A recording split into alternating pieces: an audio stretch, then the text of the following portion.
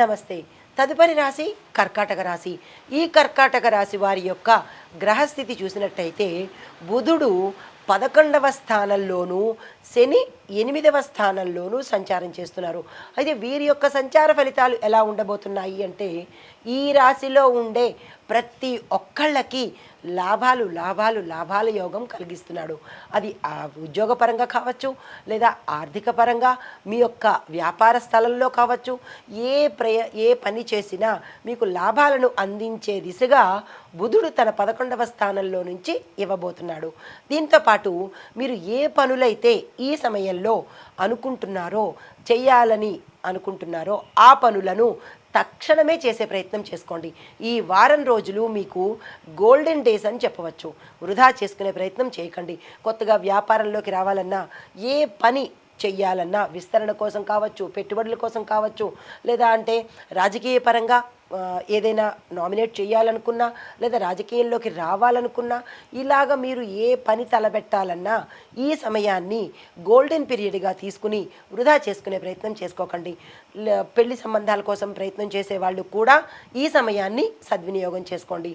అయితే మీకు సరైన సమయానికి ఆదాయం లేకపోయినప్పుడు స్నేహితుల ద్వారా కానీ, ఆకస్మిక ధనప్రాప్తి కానీ, 4 వైపుల నుంచి ధనాదాయ మార్గాలు కానీ వచ్చే అవకాశం చాలా ప్రస్ఫుటంగా కనబడుతోంది. అయితే ఇక్కడ శని తన 8వ స్థానంలో ఉండడం వల్ల అన్ని రకాలుగా బాగున్నప్పటికీ ఆరోగ్యపరంగా కొంత ప్రభావము మీ మీద ఎక్కువగా కనిపించేటట్టుగా గోచరిస్తోంది. అంటే ఏదైనా ప్రమాదంలో ఉండడం కానీ, లేదా మీరు బయటకు వెళ్ళేటప్పుడు ప్రమాదాల్లో ఇరుక్కోవడం కానీ, లేదా మీ వాహనానికో మీకో ప్రమాదం జరగడం కానీ, ఇలాంటివి ఎక్కువగా గోచరిస్తున్నాయి. పెద్దవాళ్ళైతే ఇంట్లో పడడం కానీ, మెట్ల మించి జారడం కానీ, ఇలాంటివి ప్రమాద సూచనలు శని భగవానుడు తన స్థానంలో ఉండడం వల్ల జరుగుతోంది. కాబట్టి జాగ్రత్తలు తప్పనిసరిగా తీసుకోండి. దీంతోపాటు కొంతమందికి వారు చేసే వృత్తులలో చేంజెస్ కనబడబోతున్నాయి. స్థాన మార్పులు, మీరున్న వృత్తిని వదిలేసుకోవడం కానీ, లేదా కొత్త వృత్తిని చేపట్టడం కానీ, లేదా వృత్తిలో కొన్ని మార్పులు కానీ, ఇలాంటివన్నీ చేసే పరిస్థితులు ఈ సమయంలో కనబడుతున్నాయి.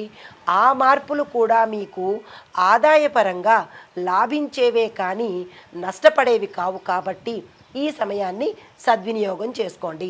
అయితే మీకు చెప్పదగిన పరిహారాలు: శనివారం రోజు నల్ల తెలలతో, తెలలు అనగా నల్ల నువ్వులు, ఈ నల్ల నువ్వులతో శని భగవానుడికి శిరస్సు నుంచి పాదాల వరకు మీ చేత్తో మీరు అభిషేకం చేసుకోండి.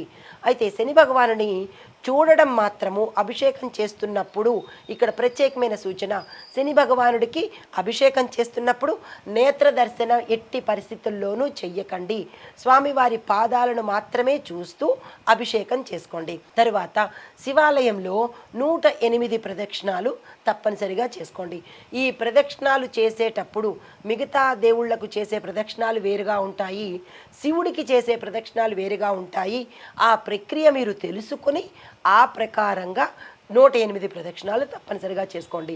మరి ఒకటి ఏంటంటే, జలాన్ని అనగా నీరుని దానంగా ఇచ్చే ప్రయత్నం చేసుకోండి. అంటే చలివేంద్రాలు పెట్టడం కానీ, లేదా మీ శక్తి కొద్దీ నీటిని కొంతమందికైనా దానంగా ఇచ్చుకున్నట్టయితే మీ యొక్క గ్రహరీత్యా జాతకరీత్యా ఉన్న దోషాలు తొలగిపోయే అవకాశం కనబడుతోంది. ఇది ఈ రాశిలో ఉండే వారికి చెప్పదగిన గోచార రీత్యా ఫలితాలు, పరిహారాలు, సూచనలు. నమస్తే.